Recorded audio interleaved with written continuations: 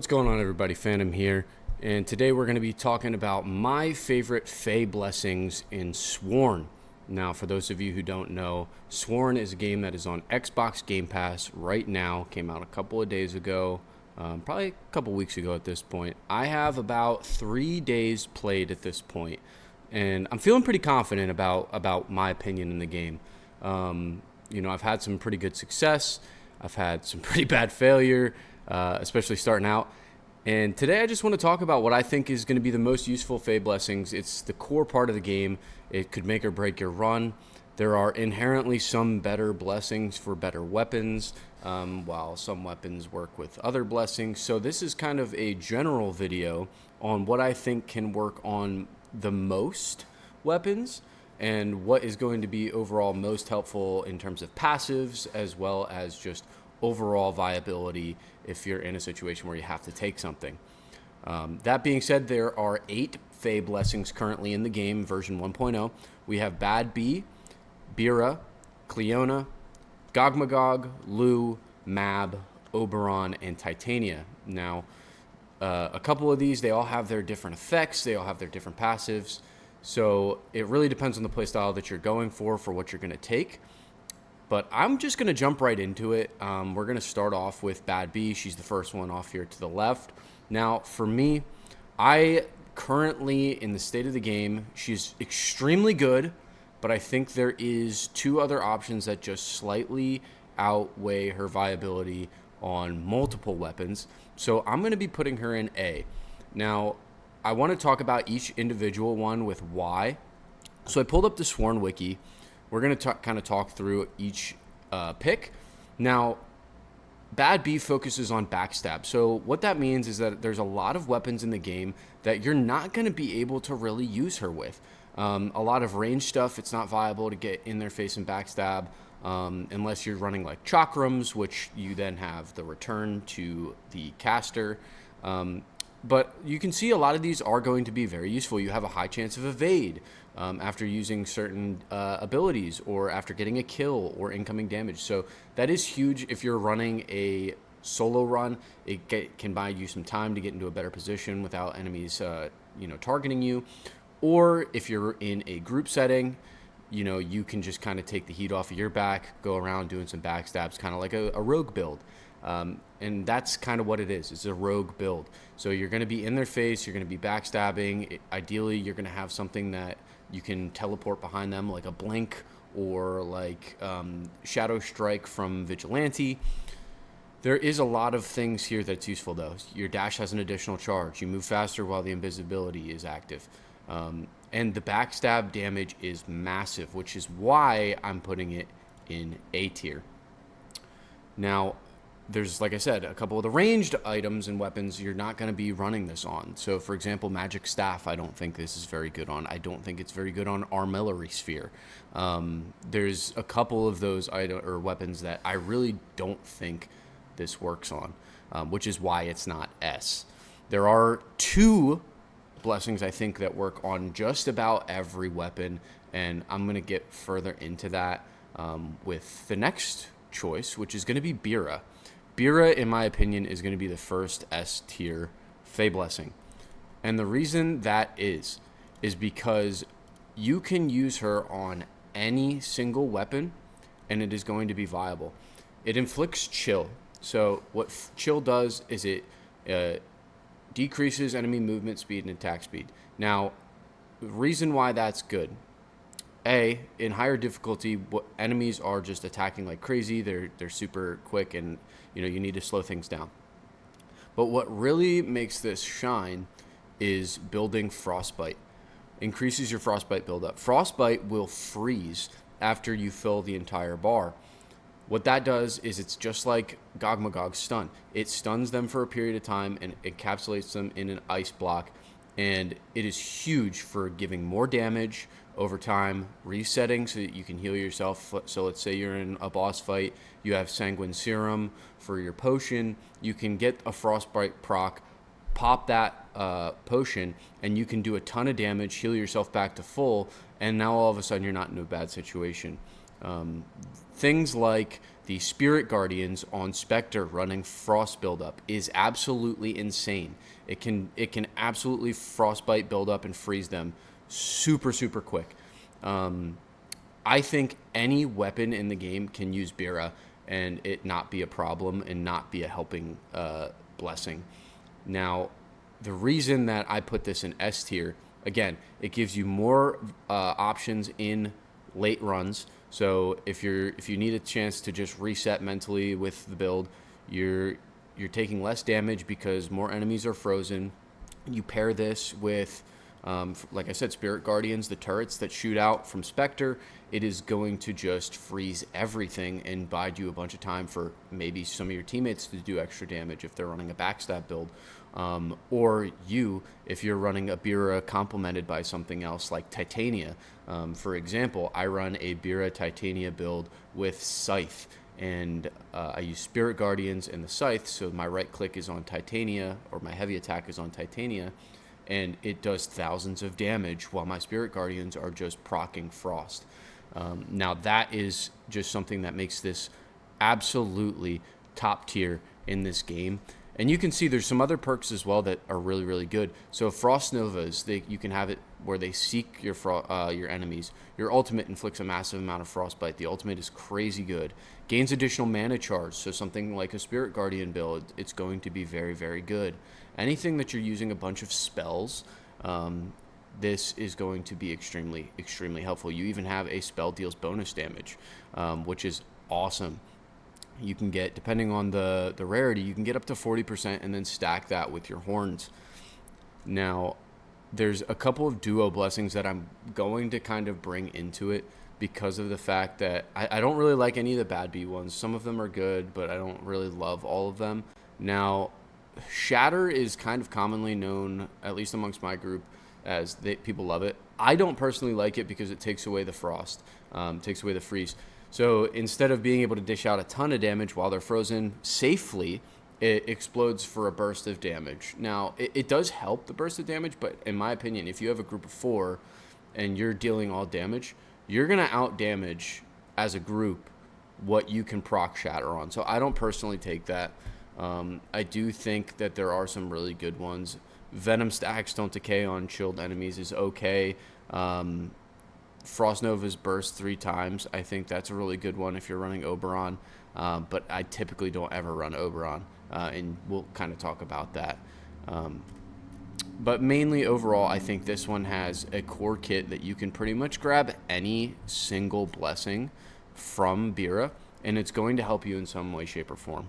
And that's what makes it S tier. Moving on to Cleona. Cleona is our weakening blessing, so it applies weak.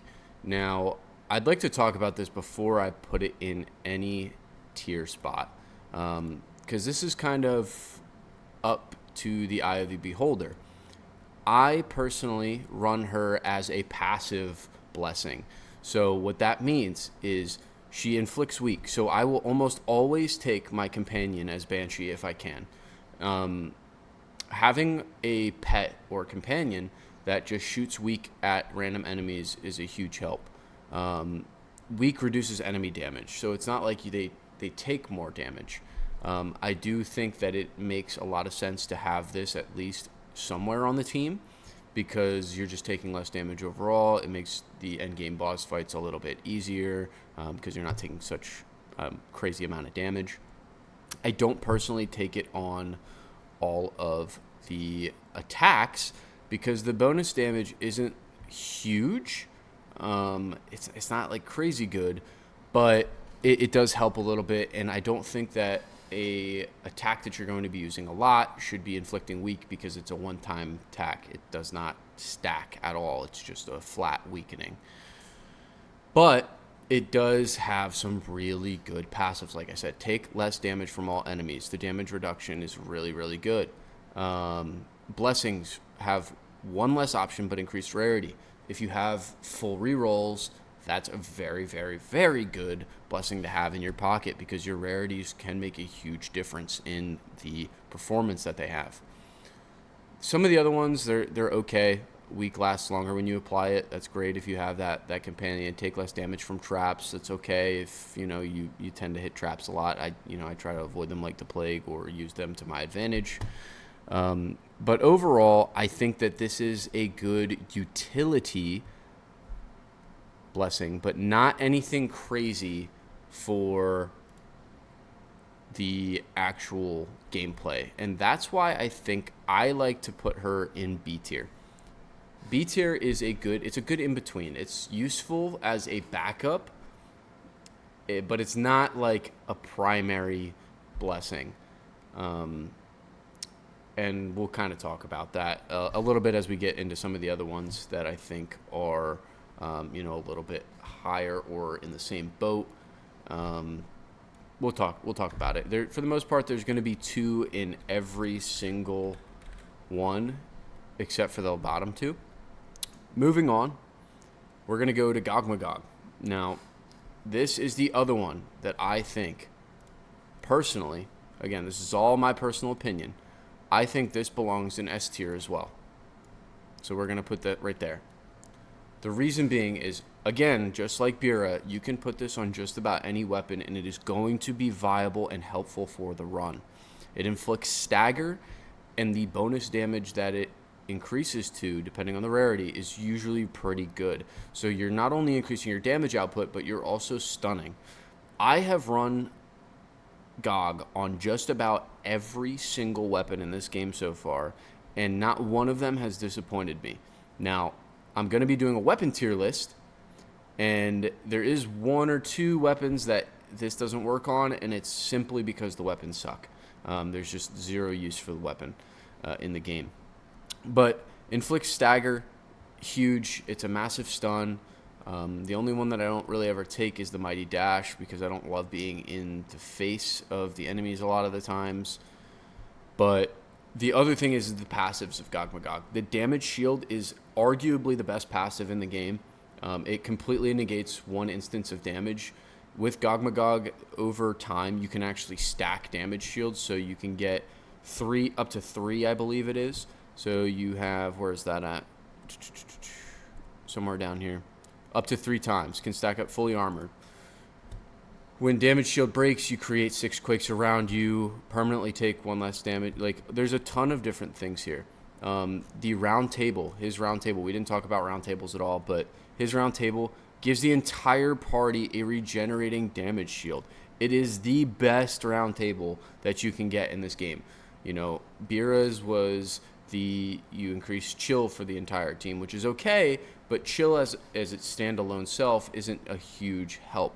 The damage shield is a massive, massive help. It regens over time for your entire party, so if one person's running Gog and they pull that round table, your entire team's going to be protected multiple times throughout a round or throughout a chamber.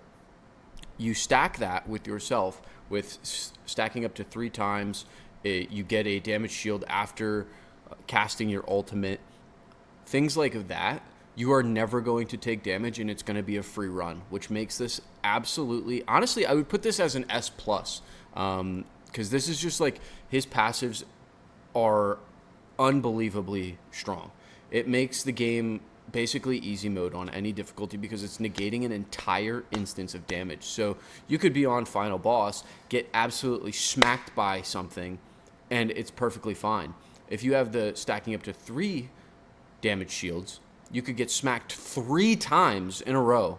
So, for example, Arthur fight, when he's casting fire, you're going to take those ticks of damage, bang, bang, bang, and it's going to block every single one of them, which is absolutely absurd. S tier, Gogmagog goated, end of story. There's no room for debate on that one. I think everybody that plays this game would agree with that. Gogmagog is absolutely top tier for any build. If you pull him, you should probably take him if you're going for a complete run, or if you're not build testing like I often do, because I like to mess around and have fun. Moving on to Lu, the Blessing of Luck. I had a really hard time picking where Lou was going to go in this one. There's a couple reasons why. I think, personally, crit as a build is very strong on certain weapons. So, for example, the bow from Vigilante, I think it is very, very strong. That's what I got my win with on bow.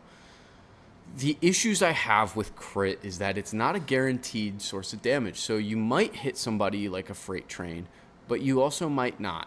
At the end of the run, you're probably going to be doing a lot more damage because your crits are going to get a lot higher of a chance, and you're going to be doing a lot higher crit damage. But at the start, it's very slow moving, and you're not 100% helpful at the beginning of the run.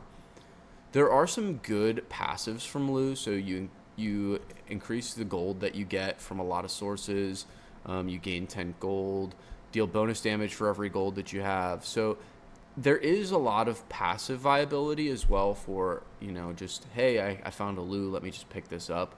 I would definitely take this over my 2 bottom tier characters on most builds due to, and we'll talk about why. I'll kind of get into that at the very end of the video.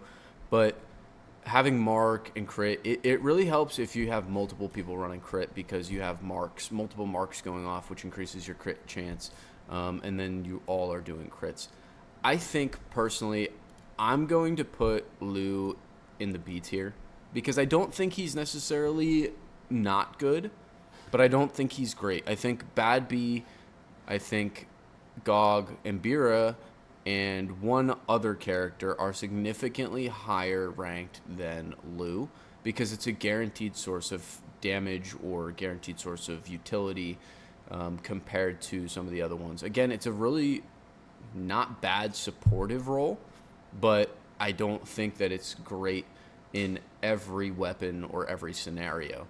And the reason that Badb, even though it might be limited on some weapons, the damage output is consistent and strong on the weapons that it does excel on. For Lou, it's not a guaranteed source. Like, you could go 5-6 attacks without a crit, and you're just tickling them until that one truck hit, and then it's not, again, for another, 5-10 hits, whatever it might be. So for me, I'm putting him in at the B tier. Again, gold increase, all that passive income is really great.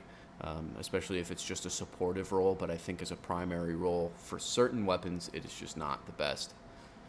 Moving on to Mab. Again, another one that I kind of had a hard time ranking, and the reason being is that there are certain builds and certain duos that it makes it very, very viable and pretty good. I think that it needs buffed. I do. I don't think the Venom tick does enough damage. 10 damage, it's kind of negligible when it's not doing it often. The ultimate, I think, unless you're running top stacks and increased Venom stacks on the entire party, I don't think it's great.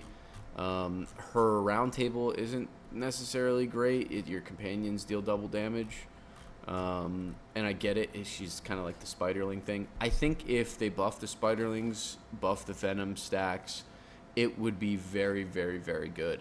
But in its current state, the only time I'm running it is as a complement to a Titania build because of their duo blessing, where it is igniting stacks of Venom and dealing increased damage per stack. That being said, I don't want to put her in very bottom tier because the ones that I'm running the Titania blessing with, it is pretty good. It does stack decently, once you're in end game, if you are getting a decent amount of Venom stacks. The additional healing effects are good, having extra health. There's some good supportive stuff. But overall, I think outside of very niche builds, I think that this is not the best blessing to take as a standalone blessing for passive or for anything else. There are some good healing stuff, but at the end of the day, there are just better options. I'll put her at C tier. And there's really not much more to say about Mab. I want her to be good. I really like the idea of Spiderlings and Venom. I think it just needs buffed. that's where it's at right now. It's unfortunate, but that's where it's at. Moving on to Oberon. Now, this is probably going to be my hottest take. I know there's some real big Oberon fans. I call him Oberon can blow me. I absolutely do not run this under any circumstance. I've tried running it on multiple builds. It has never worked. I've yet to figure out a build that works with it. I have somebody that gave me an idea yesterday on what might work. So I'm going to be testing that actually today. So maybe there's going to be an update video after this. But really, I think that this is bottom tier. Just does not make any sense to run under any circumstance. If it's your only option, you can get an extra stack of your dash or your range of your dash, which is like okay. But really, like and it's an attack speed build, and you're either doing this on claws or you're doing this on, maybe Spirit Guardians. You're maybe doing this, but again, Spirit Guardians, I would run chill over this. Maybe you're doing gauntlets for Rook, but at the end of the day, I think that there's better options to pick up in every circumstance. I tried gauntlet build, I tried claws build. Once you get moving at the very end of the build, it seems like it's okay, but there's so much setup required that it just makes it a hassle to even run for very little payoff versus some of the other options on this list where, you get 2 to 3 blessings and you're already kind of going pretty good. All 3 of these in the A and the S tier, you get 2 or 3 blessings, and right then and there, you're already doing a decent amount. With any of the other ones, like you either have to stack a ton, like Venom, you have to stack a ton for it to be viable, but there's some good complements to it, so that's why that's in C tier.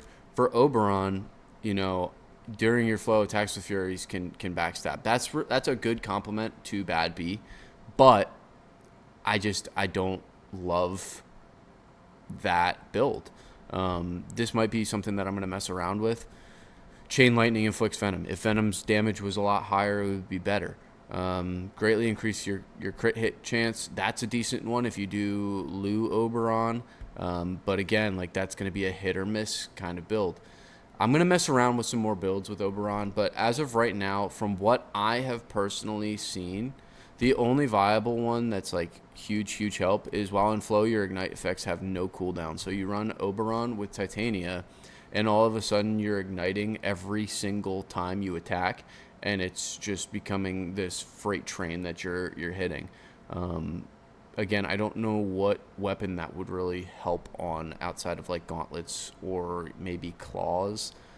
You do a Titania heavy attack and then Oberon light attack, or maybe a spell in claws, blink or something like that. It's just, I think it belongs at the bottom of the barrel currently in its state.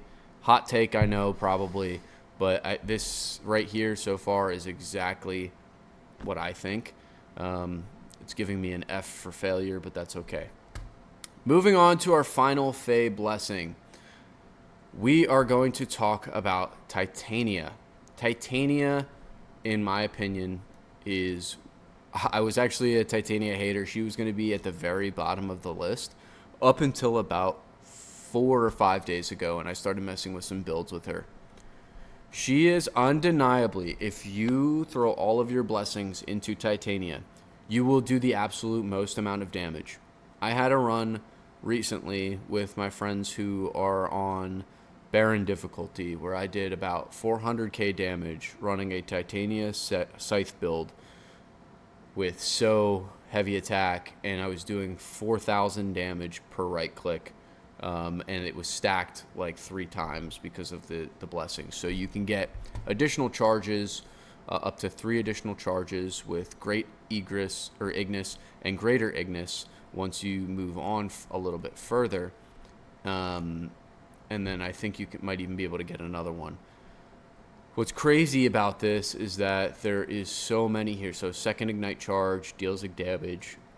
There's a lot of different stuff, and they complement a lot of builds that have high hitting attack, like the Armillary Sphere right click. the scythe right click, your halberd right click, stuff like that, it's going to be a massive, massive damage output. I actually got a hand cannon run with Titania, which is absolutely crazy because I in my tier list, you'll see why I say that's crazy. I don't think that gun is good, or that weapon is good, but having Titania, I was just doing a decent amount of damage, so it was helping. If you're looking for a pure damage output build, I think this is where to go. You can absolutely get the reduced ignition times. You can get the increased damage, but takes 2 extra seconds.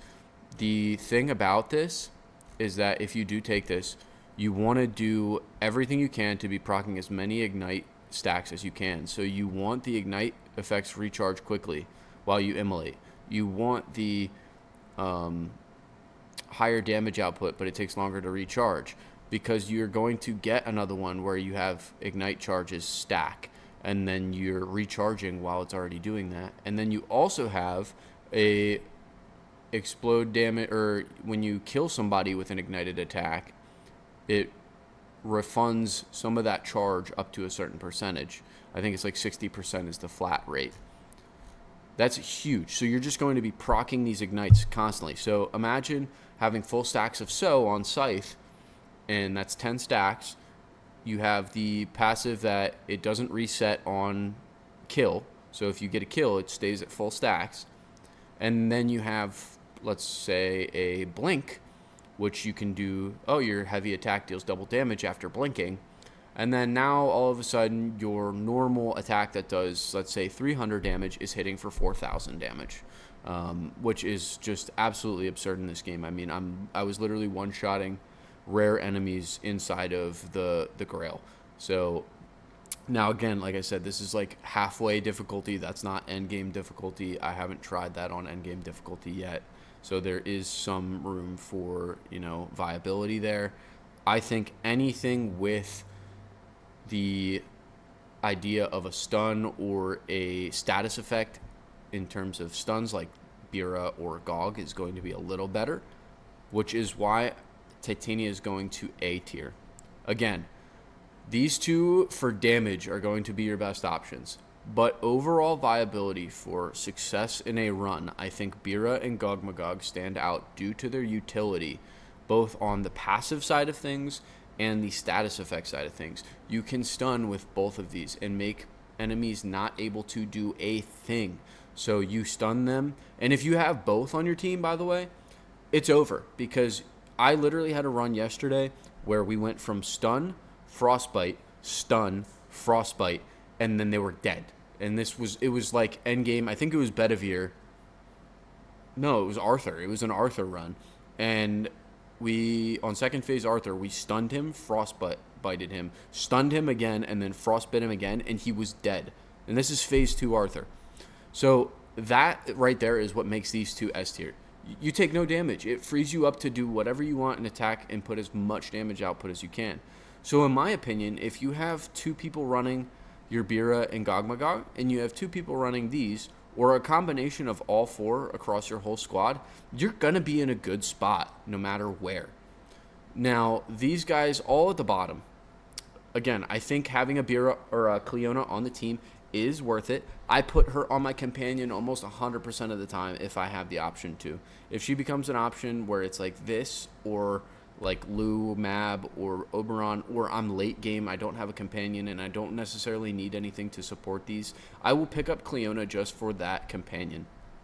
And that's just good to have for the end game bosses so that you're not getting hit like a truck.